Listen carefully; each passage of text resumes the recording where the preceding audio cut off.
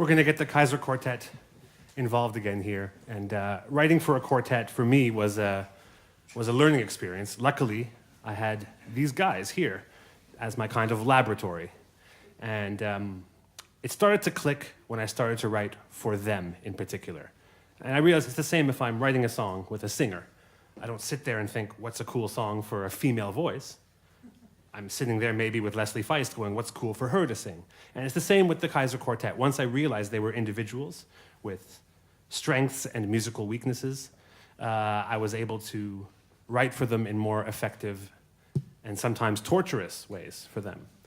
But my first thought was, what is the role of the string quartet in pop music?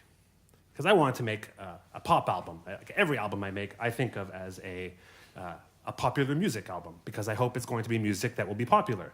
Simple as that. And so how do you think of the string quartet as a pop instrument? I think right away, you will probably think of this famous song from the 60s.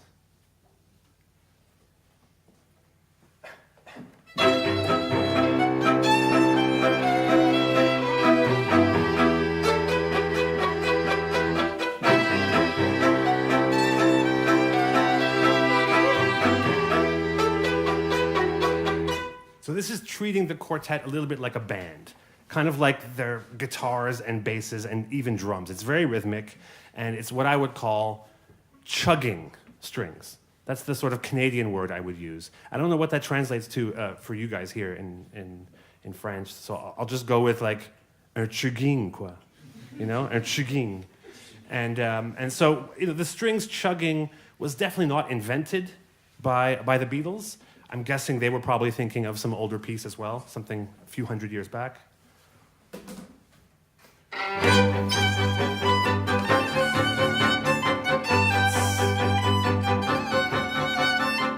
Stop. It's true. Someone in the audience went like, tss, the minute they heard that. It's true. We've heard this so many times, and like when you hear this, you just picture this kind of very quaint, what we would call prancing. There's dancing in English, but there's also prancing, That's like a whole other thing. Shout out to all the prancers out there watching the live stream. And so this needs to be turned into something much more gangsta and melancholy, and I think we should switch it from major to minor. Let's hear it.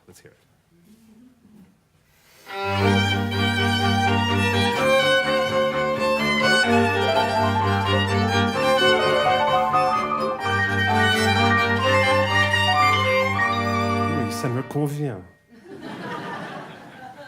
Okay, another moment of intense string chugging occurred around 100 years ago, and here in Paris as well. And this was music by Stravinsky that actually, believe it or not, it caused a riot back in 1913.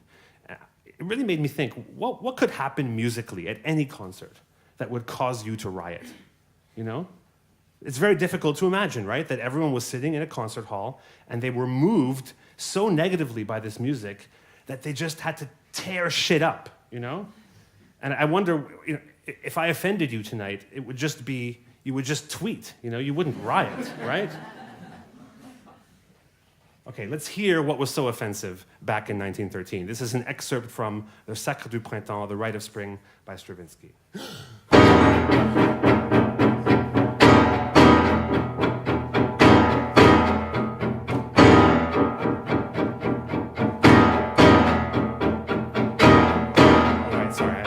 I made a mistake.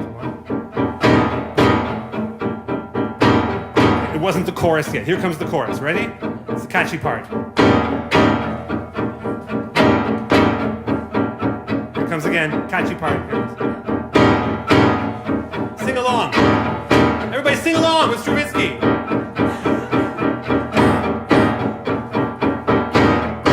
Hashtag Team Stravinsky.